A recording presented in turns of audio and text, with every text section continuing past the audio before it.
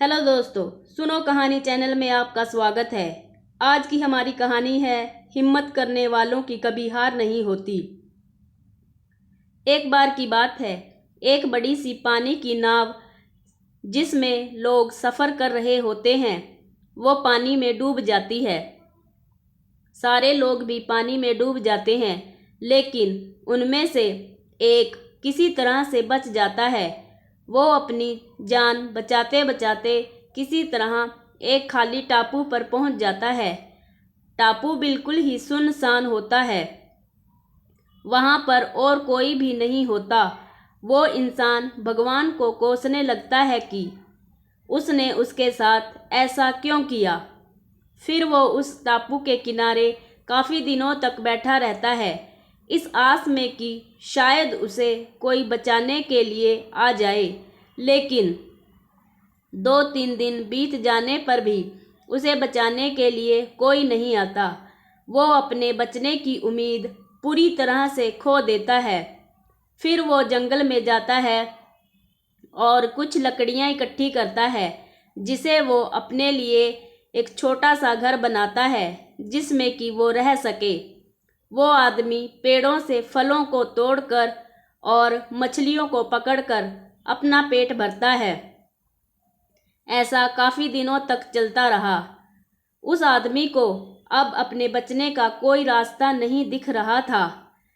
एक दिन जब वो जंगल में कुछ खाने की तलाश करने के लिए गया हुआ था, तभी उसे बिजली गिरने की आवाज़ सुनाई दी। वो बिजली उसके घर के पास ही गिरी थी, इसलिए वो वापस अपने घर को देखने आया। तब उसने देखा कि उसका घर बुरी तरह से जल रहा है। वो बिजली उसके घर के ऊपर गिरी थी, जिसके कारण उसके घर को आग लग गई। वो आदमी भगवान को कोसने लगता है कि उसने फिर एक छोटा सा घर बनाया, वो भी जल गया। अब वो क्या करेगा। वो अपनी किस्मत को दिन भर कोसता रहा। फिर वह उस टापू के किनारे के पास ही सो जा गया।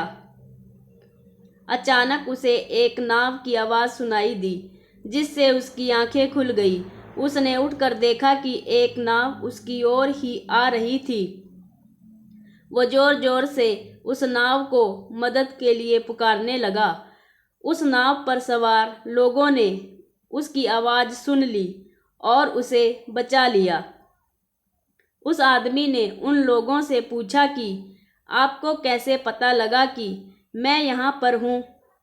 तब उनमें से एक आदमी ने जवाब दिया कि हमने आपका धुएं का इशारा देखा था, जिसे देखकर हम आपको बचाने के लिए आ गए। तब वो आदमी सोच में पड़ गया कि उसने तो उन्हें कोई इशारा नहीं दिया था। फिर थोड़ी देर बाद सोचने के बाद उसे याद आया कि उसका घर आग में जल गया था।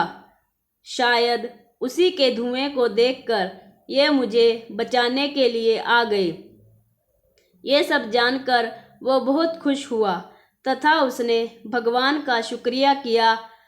हमारी ज़िंदगी में मुश्किलें चाहे जितनी भी, हमें कभी उम्मीद नहीं छोड़नी चाहिए और भगवान पर भरोसा रखना चाहिए।